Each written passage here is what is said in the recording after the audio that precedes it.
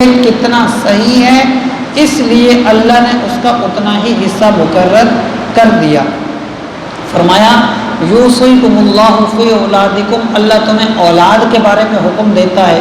پھر وضاحت کی اس کی کہ بیٹوں کو بیٹیوں سے ڈبل ملے گا، جو بیٹی کا حصہ بنے گا بیٹے کا بیٹیوں سے ڈبل ہوگا۔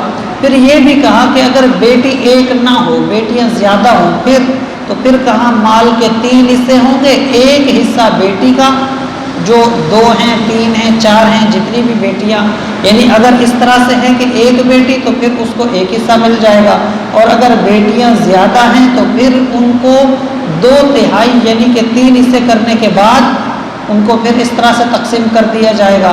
تو ہر ایک کی ایک ایک ترتیب بنائی۔ پھر اللہ تعالیٰ نے اس کی بھی وضاحت کی کہ بیٹی اگر اکیلی ہو اور کوئی بھی نہ ہو تو پھر کہا کہ پھر بیٹی کو ایک یعنی کہ آدھا حصہ، جتنا بھی ترکہ ہوگا اس کا آدھا حصہ ملے گا۔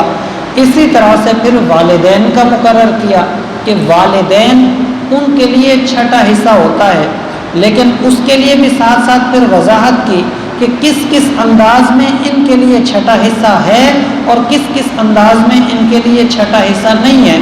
وہ الگ الگ ترتیب بنائی کہ اولاد ہے والدین کو کتنا، اولاد نہیں ہے پھر والدین کو کتنا۔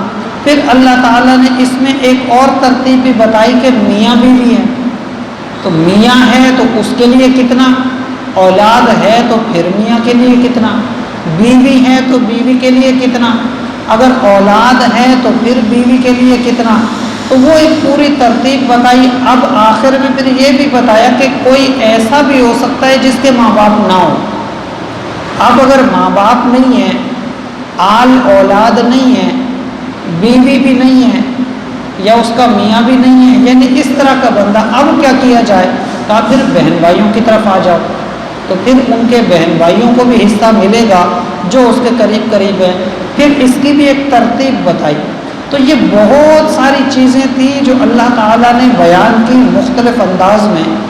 ان تمام چیزوں کو بیان کرنے کے بعد ایک اللہ نے اب وضاحت کی، احکامات مکمل ہو گئے، وضاحت ہو گئی، کئی چیزوں کے احکامات سامنے آئے۔